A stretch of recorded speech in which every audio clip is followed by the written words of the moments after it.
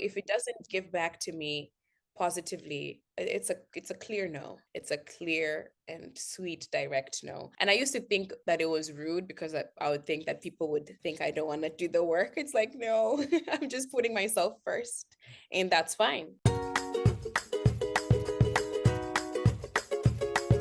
Hey, Hail Squad, we are back for part two of our chat with Achieng Agutu, TV host, Sports Illustrated 2024 Swimsuit Rookie, and so much more. Achieng is all about showing up as your best self. But today we're getting into what happens behind the scenes when things aren't so easy, from navigating burnout and self-doubt to setting boundaries, protecting our mental health, and tackling the holiday blues, and of course, some skin talk. So without further ado, Achieng, where do we start? Do we start with some skin? Because I feel like I really want to know your skincare routine. Now we know you take your hot girl walks with your mask, but what's the mask? The mask I use is from Loops Beauty, and their like tagline is like skincare anywhere and everywhere, which is like something that is really exciting for me because I do my Because you skincare are using it everywhere. everywhere. So Loops Beauty, please check them out. They're fabulous. You can use it as much as you want. They have things for different types of skin, different needs that you want for, your skincare routine. Something that I think has really helped my skin has been healing from within. Like, I don't think it's like necessarily products. They're amazing products, which I will let you know, but I think healing from within. And so that's have to go with like my health and making sure that I am drinking enough water and eating well and not just like eating whatever I'm eating, because my work day can start at 7 and end super late if I'm having like a shoot day, and I could just be eating whatever, but that doesn't make me feel good or energetic. I really want to feel like I can do things with my body, and that I can move, and that I can just feel excited and healthy and good. And so I feel like it's done a lot of good for me to like take care of myself from within. So um, one thing I will always do is drink my water and mind my business. Okay, please Mm. do that. Do a lot of that. And I'm just obsessed with fruits. I'm obsessed with fruits. I'm obsessed with fruits. That's because like being raised in Kenya, like having a fruit with every meal was like a must. Like you would have a fruit salad in the morning, you'd have a fruit salad at 10, at midday, at 4, and at night. Like it was just a part of like the way my parents raised us. So it also connects me to home and my parents, like when I eat good fruit. And also just healing my mental has also helped with my skin. And I think a lot of people don't think that. But I used to get so stressed and overworked. I would have like breakouts here and breakouts there, or I wouldn't have eaten well that day and had coffee and thought that was my meal. And like, because of my stomach problems, then I'm having like breakouts in my forehead and all that. And it has to do with just Yeah. bringing yourself to a place where you can take care of yourself internally. And that truly, I really wholeheartedly feel also shows on your outside. Well, And let's talk a little bit about that because, when you start popping, and I know what this is like, and I'm always giving advice to the younger people in my world who are starting to pop. Everything, as you said before in part one, happens so quickly, and life yeah. becomes a tornado, and it's really hard to keep it all together. There's no Mm-hmm. one who teaches you, like, here's the system. There's no system. You're trying to just figure it out. You're hiring like people to help you, and it's now you have to manage people. You don't even, it's so much at once. You don't get to be present in anything. And so how have you navigated that kind of like explosion that happens when everybody wants you and you're getting all the offers and you're getting all this cool stuff happening, and not burning out? Or have you burnt out and figured it out? You can tell me. Um, yeah. I think at first I was like really afraid of saying no because I thought I'd be missing out on opportunities. And I was saying yes to everything because I wanted to show up and and meet people and do the work. And I definitely burnt out, like the end of 2022. I burnt out pretty bad, and I went home to Kenya and had to stay there for some visa work, but also was like out for like 6 months, like almost 6 months. I was Wow. so exhausted. I was so tired. Um, I felt like I wasn't showing up for myself, showing up for the people in my life who cared about me. And that didn't feel good. But like my friends and my family would always say, like you can't work at the expense of your life. Then why you like you're working so hard and not in being able to enjoy it, or you're working so hard and not being able to have space for yourself or for the things that for the people that you love. And that's not work how work should be. And I had spoken to my manager then, and she would say, like, when work starts to feel like work, then that's not fun and that's not exciting. You have a good And manager. I really like all the things she said. she's my girl, Kris Jenner. I Oh call my her God, Kris. your manager is Kris Jenner? No, I Oh, call her Kris Jenner because her name is Christina Jones, but she's like the Kris Jenner of my life. She's I'm amazing. dead. I was like, wait. No, it's not. No, I but call she's her Kris very Jenner. wise. I've not heard a manager say Yeah, the things that she has said to you from both parts where you've mentioned her. I really like yeah. her. She's fabulous, and she always has my best interest in mind, which is really special for me. And so we had to come up with like a routine of like how you don't end up in a place where you are burnt out, and that it's okay to say no to some things, because there's always better coming, and that it will not be the end of the world if you say no to a brand deal or a speaking engagement or a brand trip or something. Like, life will move on and you will still be great. And so, she had to come up, well, we had to come up with a routine for myself where, that's where my hot girl walk started really being a part of like my daily routine, where I wake up, and even before I started looking at emails or all that stuff, I would go for a walk. I would come back, I would shower, get myself a nice meal, and then get to work. And not feel like I was like kind of, what word can I use? Like, A kind of machine. tied to, yeah, a machine, and tied to my work or my phone or all these things. That there can be space for peace, like a pocket of peace in your day that will then help you move better throughout the rest of your work or the rest of your day. And that has helped me a lot, I like and a helped me, pocket of peace. yeah, pocket of peace. I And like so that. the mornings are my little pockets of peace where I can take care of myself, and take care of my mental and my body, and do the things that I really need to do to help me throughout the day. And this year I've been better at saying no. And I think it's been exciting for me. I feel like it feels powerful for me to be like, no, I would rather Hmm. not. Or no, I How do would you rather. make that decision? Like, what is your process for denial?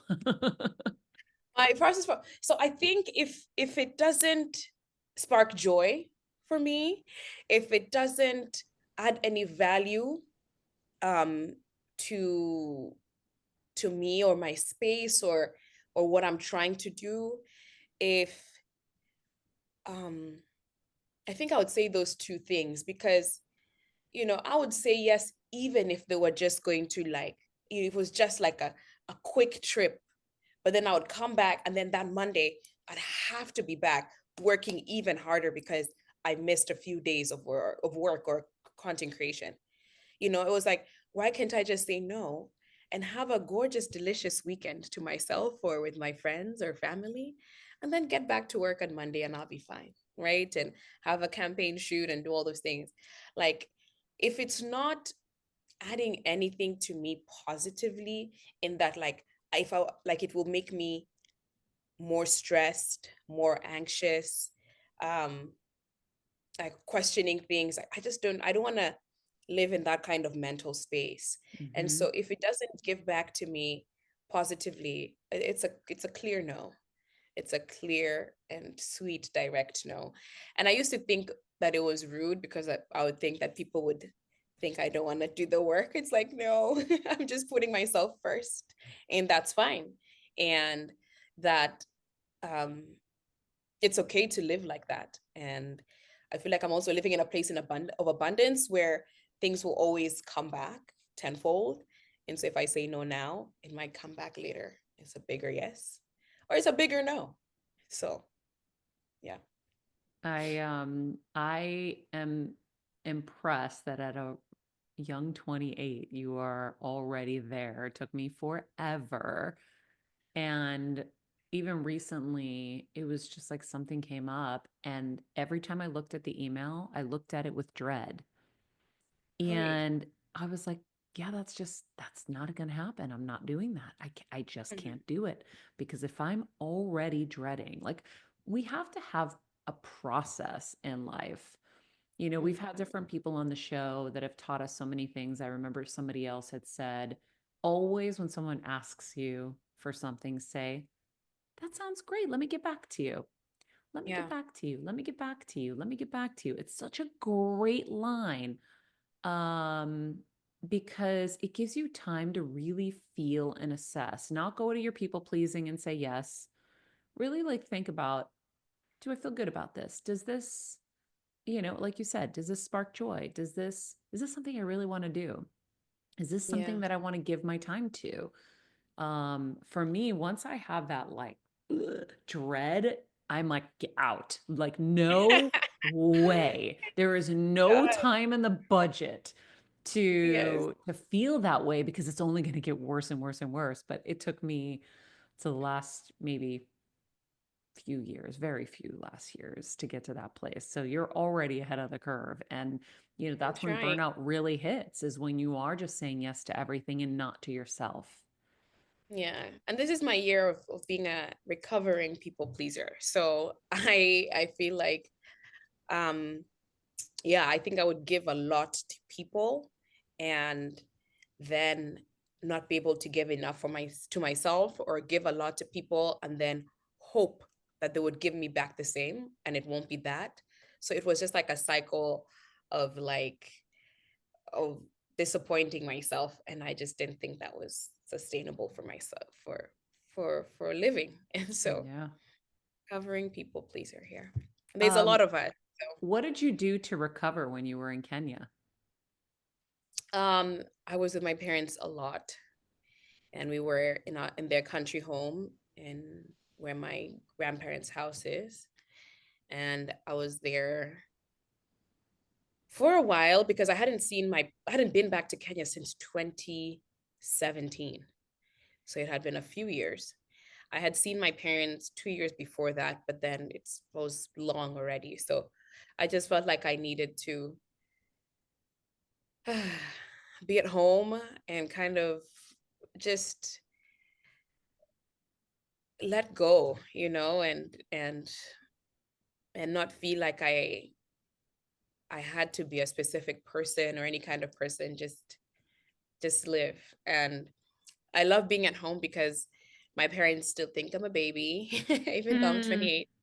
So it was also nice to just be taken care of because I just felt for such a long time I was the person who was doing the caring for a lot of people, and was making a lot of decisions for myself and my team and my business, and it just felt nice to not have to do that, and not have to make decisions, and not have to be the person who is calling the shots, that I could just exist, and things moved, and that was so healing for me, and I think healed a little part of baby Achieng, because I left home when I was only 16 and was away from my parents for a while, and I felt like it healed that, a little bit of that part of me, and also just showing up as a completely different woman. I think it's exciting for my parents every time they see me. They're like,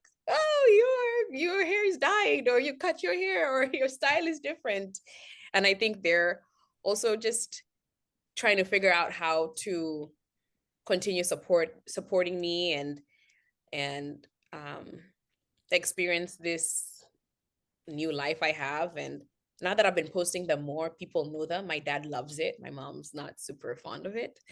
My dad, like, people see him on the streets and they're like, Mr. Agutu, can we take a picture? And he's like, yeah. He's like super excited and he's like taking pictures with everyone. And my mom's more on the shyer side. So they're also just trying to figure out that part of their lives as well. But it's exciting. That's so And funny. be home soon again. So I'm excited to just do the same thing again. Are you going to So do the holidays there? yes, Oh, yes. that's And so Christmas in nice. Kenya is so fun. So I'm I just love excited. Kenya. Well, Yes. speaking of holidays, guys, we know they're coming fast, and I don't know about you, but I am definitely trying to get my shopping done as fast as I can so I can enjoy this holiday season. I've done some, I haven't done it all. But this week is the perfect week to start because Macy's Friends and Family Sale is starting. The Friends and Family Sale makes holiday shopping so easy with an extra 30% off top gifts, 15% off the best beauty brands from December 4th to the 12th. There's seriously something for everyone. So if you're looking to check off everyone on your list to buy for, this is the time to do it. Plus, with free shipping starting at just $25, it's a no brainer. So shop at Macy's.com. You can even use my storefront where I've chosen all my favorites inside the description of this episode for some inspo. Also, as you guys know, as a mom, I know it's really important to feel connected to your baby. Everyone told me the Nanit was the thing to get, that and the Doona. And they're like, you need the Doona. So the Nanit was my best gift because you can enjoy those precious moments without fear. I love the Nana baby monitor because it can allow me to check Athena wherever I am, whatever time. If she moves, I know she's awake. And sometimes you just want to know they're breathing, which was a whole other thing when she started sleeping on her tummy. I would like be watching the phone under the covers. I'm like, is she breathing? I can't tell. There's so many panic moments as a new mom that you have, and the Nanit really puts you in a peaceful place. So you guys, if you know anyone who is expecting or has a little one, this is the best gift to get them. Or if you're expecting yourself, this is the thing to have. So you can get 20% off your first order with the code DREAM20. That's DREAM20 at nanit.com now. Nanit.com, NANIT.com. Use the promo code DREAM20 and get 20% off your order for whoever in your life is expecting. So, Achieng, you are going to go home for the holidays. Yes. I know that the holiday blues are a thing. So, what are the signs that you're starting to get into that space, and how do you handle it? Mm. I think for me, when I start losing interest in things that I really enjoyed, and um, yeah, would rather just be in bed than do things outside or get up and kind of just walk around my space. And I think the first thing that I love doing, especially during the holidays, is if you have, if you're able to, please decorate your house if you can. I think it makes it so fun and whimsical. I just started doing this 2 years ago and I just realized how different I feel when I wake up and there's like a Christmas tree or there's, fairy lights and just gorgeous, whimsical things in the house. If you can, please get yourself even the tiniest Christmas tree and decorate it. I think um, the holidays can also just seem a little gloomy for people who are not able to celebrate with their families or loved ones. But depending on what city you are, which I feel like a lot of cities are doing it right now, there's people who also are in that same, bucket or space, and people have come up with friendsgivings that anybody can come to, or Christmas parties or Christmas um is it white elephant exchange, is that what it's Yeah, called? I think Yeah, so. which you can